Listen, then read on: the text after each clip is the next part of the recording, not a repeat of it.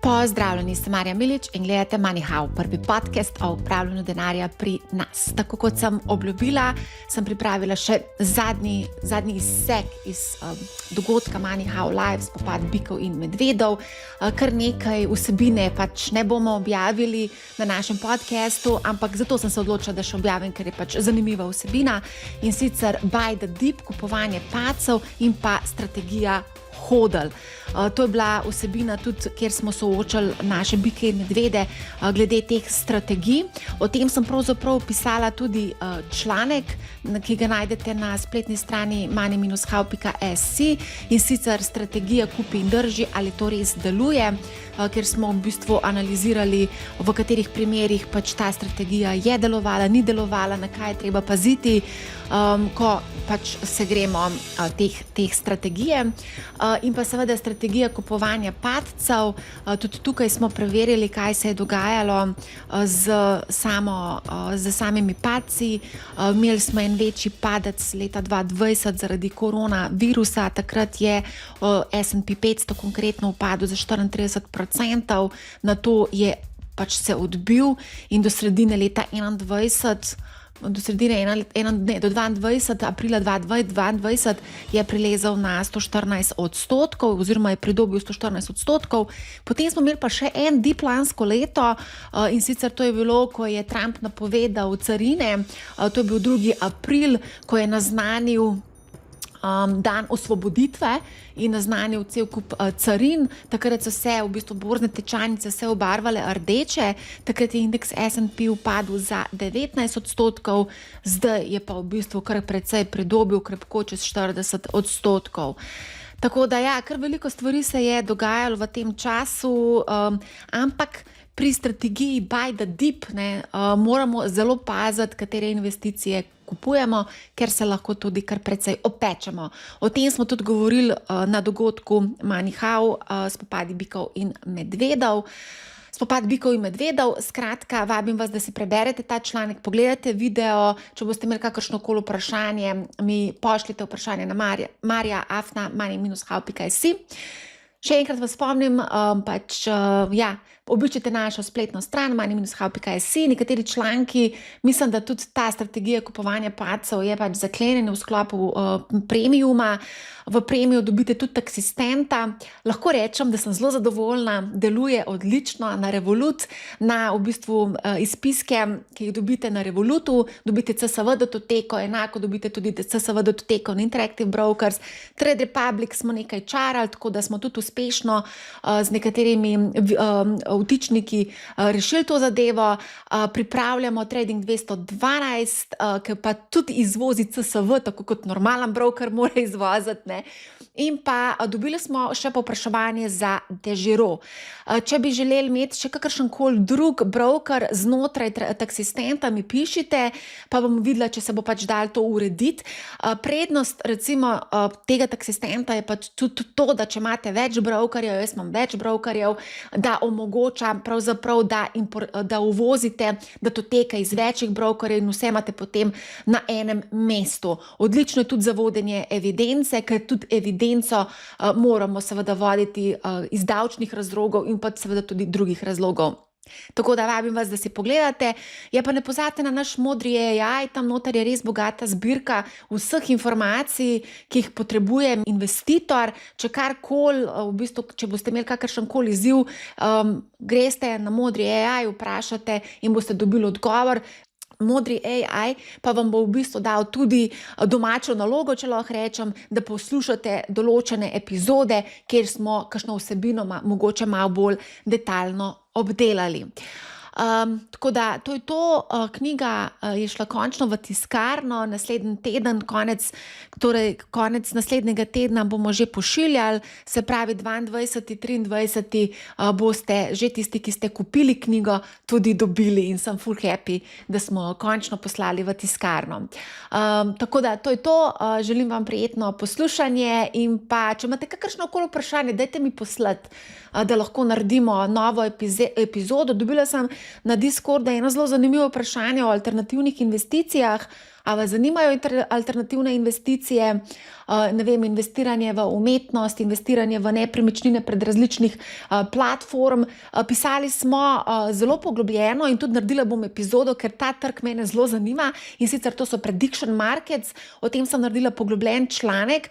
Pravzaprav, če želite, lahko pripravim tudi tutorial ali pa video, da vidite znotraj, kako je, kako kupuješ neke napovedi, bodisi so to športne, borzne, ekonomske in tako dalje. Te trgi z napovedmi pravzaprav so zelo zaživeli, uporabljajo številne platforme, tudi konec koncev Interactive Brokers je ponudil to, sicer ne Evropejcem, ampak je možno tudi staviti tudi na to, plus to, da je to neobdavčeno, dobički so neobdavčeni, tako so mi povedali na Fursu. Čaka pa vas tudi članek, danes je bil objavljen, če še ne veste, srebro lahko kupite tudi brez 22% DDV-ja, če ga kupite seveda pri naših klasičnih teh ponudnikih, zlatarnah in drugih specializiranih ponudnikih, boste morali plačati 22% DDV. Obstaja način, kako se temu DDV-ju izognemo, ker to so kar velike številke lahko, ampak seveda niso tukaj samo prednosti, so tudi nekatere pasti, na katere je treba paziti, več pa v članku, kako lahko kupujemo zlato in srebro na daljavo, kako stroškovno optimiziramo, kako davčno optimiziramo, na kaj treba paziti, ko kupujemo plemenite kovine, ne samo zlato, srebro, tudi platino in tudi druge kovine preko raznih teh platform. Tako da vabljeni, da si tudi to pogledate. Juhu, evo, to je to. Prej, buy the dip ali buy the doom, je vsaka korekcija priložnost ali pas. A gremo tle začeti, Simon, pri tebi? Mislim, zdaj, če gledamo tako, zakaj ne bi nekdo investiral v delnice, pa če kratkoročne prihodnosti ne poznamo, investiraš nekako na dolgi rok. Torej, če imaš prosta sredstva, jih ne bi investiral nekako periodično, in če je buy the dip, je sigurno boljš, kot če kupaš na all time high. Ne? Zdaj pa, če znaš napovedati, seveda, kdaj bo doom, ker ga nobene zna, ne vem, kolega, mislim, da že od 2009 je nehal investirati in čaka še ta doom. Ne? In ko bodo šla zdaj mogoče, ne vem, tečaji so porasli za par 100%, ne? Potem bo minus 30 in bo kupil, sem rekel. Ne? Ampak ja, zamudo je pa vsem 300% rast, ali pa še več. Ne? Ampak je imel prav. Ja, mislim, v njegovi glavi bo imel prav verjetno, ampak jaz bi rekel, ena taka zelo preprosta strategija, če nisi res neki sofisticiran, je ta, da nekaj naložiš, vlagaš mogoče periodično, če je pa tako, kot je bilo, ne vem, letos aprila, ne vem, koliko je že bilo 20%, nekaj tajzga, in če imaš prosta denarna sredstva, ne, takrat pač investiraš malo več. Ne. Zdaj, verjetno, če si aktivni trader, ne, delaš malo drugače, sam veliko aktivnih traderjev na dolgi rok, oziroma velika večina itek ne uspe. Ne. Mogoče so v najboljšem primeru so nekako tako kot trg, pa minus stroški. Ja. Nikola, boš ti povedal? Zdaj sem jih malo zbudila tle na strani medvedov. Jaz se strinjam s Simonom, če imaš dolgoročno strategijo, vsaka korekcija je zanimiva, ker denarja verjetno rabiš 10, 15, 20 let. Jaz enako sem naredil za ta portfelj, ki ga imam za pokojnino, 20-30 let, koliko pač bo. Sem izkoristil tale padec aprila, dodal večjo količino na ta periodično, ki imam, in zaenkrat super zgleda. Tako da sej, itak je vse en, ker konca ta denar ne bom rabil, upam, 15-20 let. Ne. Če si pa kratkoročni trgovalec, je pa to čisto odvisno, kakšna korekcija, kakšni so razlogi. Danes so te korekcije vse krajše, tudi hitrejši so odboji, tako da tudi vidimo te v odboje. In jaz se mogoče strinjam z Andražem, ko je rekel, da ta generacija dejansko sploh ni začutila dolgoročnega medveda. Ko dejansko 3 leta sam pada. Gre gor pa pade, pa gre gor pa pade. In jaz pravim, stranke, ki prihajajo, mislijo, da bo tako kar šlo gor vedno. Ampak enkrat se bo ustavila, pa najhujše, ko bo recimo 8 let bo flat. Ko bo 8 let dejansko ne bo nič zaslužil, bo rekel, kako nisem nič zaslužil, ne? Kje ti si 10% na leto? In mogoče to fajn, da to se izobražujejo, da ne bo vedno šlo gor, so cikli. Tako da Ja, se ko pa izobražujemo, pa omenjamo, da tudi prihaja do takšnih scenarijev, smo pa medvedje razpoloženi, dobimo komentarje. Ma smo realisti, po mojem. Ja, lahko vam preberem ta zadnji komentar, ki sem ga na YouTubeu dobila. Samo sekundo, ker je zanimiv. Ta vaša obsedenost s Trumpom je že malo smešna, meji na rumeni tisk. Tako da ne vem, Andraž, a boš ti mogoče povedal, ta psihologija, ko, ne vem, upade, nekateri zagrejo v nabavo, nekateri se pa ustrašijo teh padcev in mogoče celo razmišljajo, da bo to šlo še nižje dol, pa da bojo še počakali, pa bojo mogoče imeli ta scenarij, ki bojo čakali od leta 2009 oziroma desetletja, da bojo šli na trg. Jaz mislim, da so najbolj blagoslovljeni oni, ki šele začenjajo. Zakaj? Ker če se je zgodila kriza, 10 let nabirali, bo nabiralništvo v bistvu točke po zniženih donosih, pa se bo stvar obrnila, jih čaka 20 let na sekularni bik, se je upokojil, bo gor denarja tam, ne.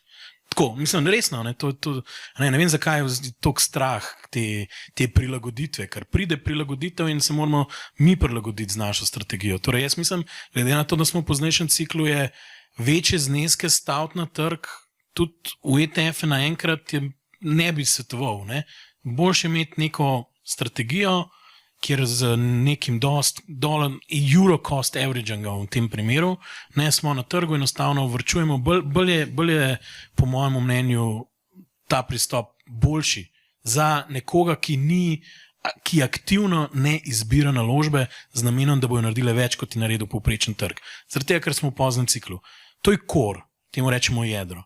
Imaš pa lahko satelite okrog tega, če želiš staviti več. Tam so pa neke konkretne stave, ki so lahko dolgoročne, lahko je nihaj, lahko je 6 mesecev, jaz ne vem, pač tam si daš malo duška, jaz ne bi svetoval, da je tega prav preveč velik glede na jedro, zaradi tega, ker to jedro na dolgi rok te varuje pred lastno neumnostjo, ker če delaš sam te stave, se enega dne zbudiš in jedra ni, pa tudi na računu ni kaj prav preveč, po mojih izkušnjah. Tako da to bi jaz svetoval za vsem tiste, ki niso totalno noter. Ja. A gremo mogoče naprej, hodl, strategija, pa day tradanje, a lahko ti mogoče Tilan, glede na to, da si trader, ti verjetno si v kategoriji bolj traderjev kot pa hodlarjev. Pa lahko mogoče malo pokomentiraš dolgoročni mir ali adrenalinski trgovalni slog. Najprej pokomentiram, kaj bi se zgodilo, če bi nekatere naložbe držal. Recimo. Povej. Ja, mislim, če bi izgledal iz svojih napak, pač, to je res pošteno, da pač to menim. Nekatere naložbe, ki sem jih res najdel res v early ciklih, naprimer, ko sem Tesla kupal po $4,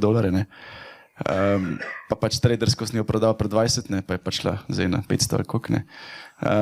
Te zgodbe se valjda pojavljajo pri teh, ko pač hočeš biti aktivni. Včasih pretirana aktivnost ni boljša. Je pa ti pa omogoča neko prilagodljivost, bi s tem rekel. Vseeno, ko si tudi že prej omenila pri prejšnjem vprašanju, kakšen stil.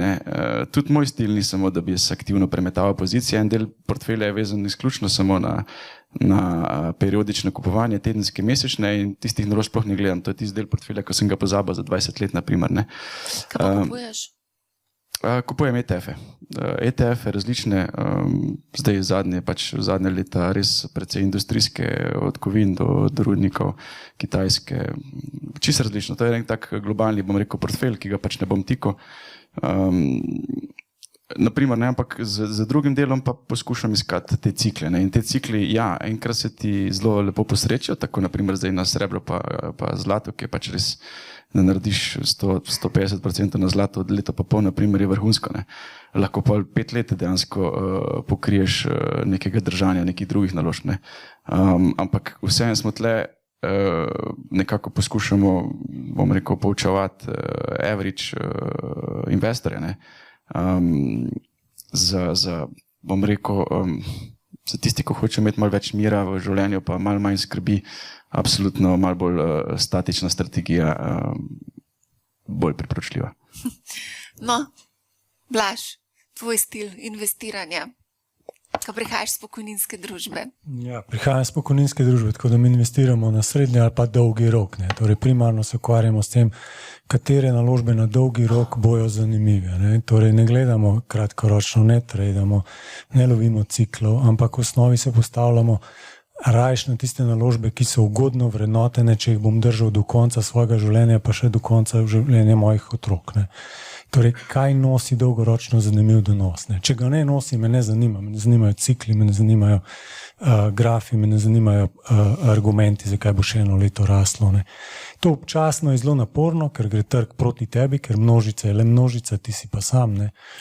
Ampak s časoma se pač zadeve postavijo na svoje mesto, ne? Tako kot pač fizika ima svoje zakonitosti v naravi, tako jih ima tudi na kapitalskih trgih. Ne? In če nekaj pač zgleda nedonosno, izračunaš, da verjetno ne bo donosno in nihče ne zna razložiti, zakaj bo donosno, ne? Razen da bo še sosed kupil, ne? Pol je to zelo slab argument. Ne? In nam ni všeč. No? Tako da z tega vidika, kar se tiče, prej ste rekli, buy the dip. Ne? Buy the dip, ja, če je fundament ta prav, ampak kaj je fundament? Moj fundament je čist nekaj drugega, kot mogoče optilna ali pod koga drugega. Ne? Naš fundament je pričakovana dolgoročna donosnost. Torej, ko pogledamo, ne vem, recimo razprodaje na delniških trgih, ne? Ja, ampak mora biti ta prave, mora biti res take, da ko pogledaš dolgoročna vrednotenja, ne? Recimo Schillerjev kape, ne? Pač en Schiller profesor je dobil Nobelovo nagrado, med drugim tudi za svoj prispevek k vrednotenju delniških trgov. Ne? Recimo, kaj, če ti tam pove, da je poceni, ok, rečeš, gremo noter za naslednjih 5, 10, 15 let, ne? In potem pač probaš to pozicijo držati 5, 10, 15 let. Upaš, da bojo tvoji vlagatelji razumeli, da bojo tvoji lastniki razumeli, da bojo tvoji naložbeni odbori razumeli in jim razložiš, da je to prava strategija. Pa pokažeš track record, kjer pač si dokazal, da je prava strategija. Ne? In tako mi delamo, so far, so good, zaenkrat dobro, ne? Oziroma odlično. In buy the dip je pa nekaj, kar je v bistvu psihologija vlagateljev, črede, kratkoročne. Ne? In ljudje se ustrašijo, no dogodek je, ne? Dipsik je, buy the dip. Ok, če je dipsik, če vidiš, da je ta padec posledica kratkoročne psihologije, zdaj lahko Tilen razloži, kako to na grafu izgleda, ne? Mi to merimo prek, bom rekel, anksioznosti vlagateljev, prek občutka v objavah, v komentarjih in prek dejansko negativizma. Ne. Če je prisoten negativizem na neki zgodbi, ki fundamentalno ima dolgoročno smisel, recimo slovenske delnice, Petrol, Krka, zavarovalnica Triglav, zavarovalnica Sava, primer, ne pravim, da je to edina prava stvar, ampak primer. Ne. Tudi leta 2015-2016 so bile te delnice ekstremno poceni, ne. Težko kdo razložil, zakaj bo Triglav propadla, zakaj bo Sava propadla, zakaj bo Krka propadla. Noben ni znal razložiti, zakaj je propadla. Vsi so vam pa rekli, ne kupiti tega. Ne? Oziroma, očitno noben ni kupil, ker je bilo napol zastonj. Vidimo zdaj. Ne? Čakaš, da svet pripozna to, da je nekaj pocen, oziroma čakaš in dobivaš dividende, tudi v redu, nič hudega. In na koncu pogledaš in imaš nekaj od tega. Ne? Stroške ne nabijaš in pobiraš dividende, pobiraš obresti, pobiraš najemnine, ne plačuješ trezorjev in na koncu, čez 10, 15, 20 let, ne, si nekaj naredil, ne? Upam. Okay, malo bom preskočila, ker nekaj smo že odgovorili, pa bom kar Sašo, AI modeli ali človeški upravljalci, ali bo AI povozil upravljalce? Sprav, jaz ne komentiram buy the dip. A jo lahko tudi poveš o buy the dipu? Ne, se vredo. Eno stvar sam za buy the dip. Zelo je pomembno, kaj kupuješ, ko pada. Recimo, pred Magnificent 7 smo imeli tudi, recimo temu, dosti očitne zmagovalce določenih tehnologij. Ko smo malo starejši, se spomnimo telefonov, so bili včasih Nokia, ne? To je bil pojem, ne? Ni bil Apple. Nokia je bil telefon, ne? In to je bila največja firma na svetu. In ja, če bi takrat kupoval Nokia, ki je bil dip, bi se fajn uštev. Ne? Treba se je zavedati, da ko jih stavaš na posamezne delnice, je zelo, zelo preudarno, da veš, zakaj so padle in da ne kupuješ dipa pač avtomatsko. Je pa buy the dip, recimo temu, se je izkazala kot dobra strategija, če kupuješ cel trg. Se to ste tudi malo slišali. No? Da je to, če že delaš to, potem kupiš cel trg. Posamezne delnice moraš pa pošteno dobro vedeti, v kaj se spuščaš. Na kratko, kaj pa zdaj? Poslušajte Money How, ne bo vam žal in lep pozdrav.